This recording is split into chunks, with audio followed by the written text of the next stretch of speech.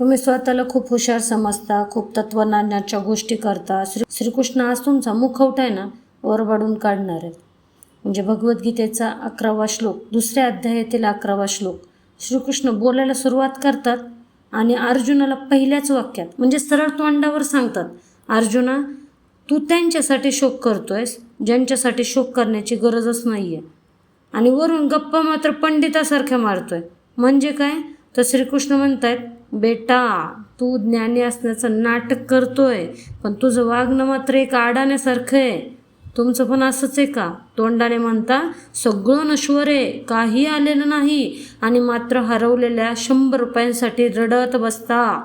बरोबर ना? या श्लोकातला सगळ्यात मोठा शब्द कोणता आहे माहिती आहे? पंडित. इथे पंडित म्हणजे पोथी पुराण वाचणारा माणूस नाही, तर ज्याची बुद्धी आत्म्यामध्ये स्थित आहे तो. खरी समस्या दुःख नाही आहे, तर त्या दुःखाच्या नावाखाली तुम्ही मारलेली वैचारिक बडबड आहे. अर्जुन भीष्मद्रोणाच्या रक्ताची भीती घालवतोय, पण श्रीकृष्ण म्हणतायत की ते जिवंत आहेत किंवा मृत आहेत.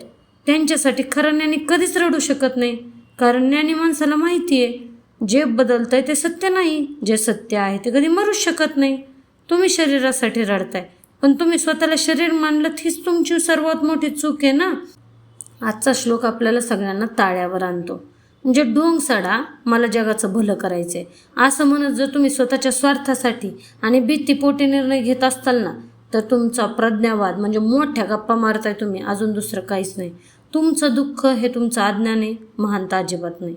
मृत्यूचं सत्य आपल्या नात्यांच्या किंवा शरीराच्या मरणाला सगळ्यात मोठं संकट मानतो. श्रीकृष्ण म्हणतात, अरे हे तर नैसर्गिक आहे, जो जो आलाय तो जाणारच आहे ना, आणि जे जाणारच आहे मग त्याचा शोक करून काय फायदा?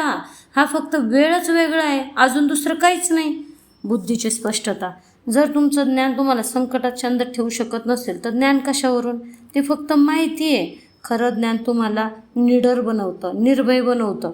श्रीकृष्णाचा पहिला प्रहार बसलाय बरं का, जो तुमच्या खोट्या ज्ञानावर. आता इथून पुढे ते सांगतील की मरणं म्हणजे नक्की काय असतं. तुम्ही स्वतःला पंडित समजता की अजून पण भ्रमात जगणारे सामान्य लोक? यावर विचार नक्की करा स्वतःच्या मनाशी.